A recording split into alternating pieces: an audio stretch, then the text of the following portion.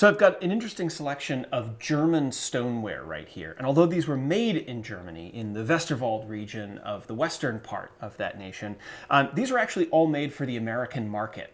German stonewares like this were extremely common across Britain's American colonies, as well as Britain itself. And German makers were actually designing these and selling them specifically to British customers. And one of the reasons we can tell this is because on the front of all of these examples, we have small marks that include the cipher of various British kings and queens. This is something that begins during the reign of King William at the end of the 17th century and continues through most of the 18th century while these things are popular.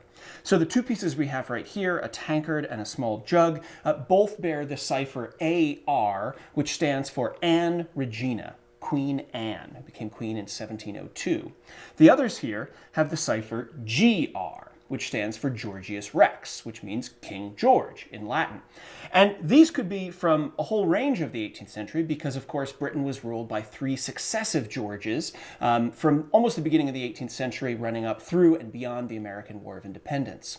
And ceramics like these, with these very British markings on them, were marketed and sold widely to British colonists and British subjects across the world. They are found archaeologically across American sites, clearly showing how Americans used these objects in utilitarian ways, but proudly proclaiming that they were in fact British subjects.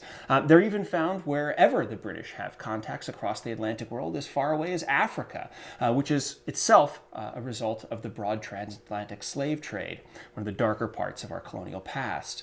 But objects like these showed Americans that they were part of a broad Atlantic world connecting them back to Great Britain.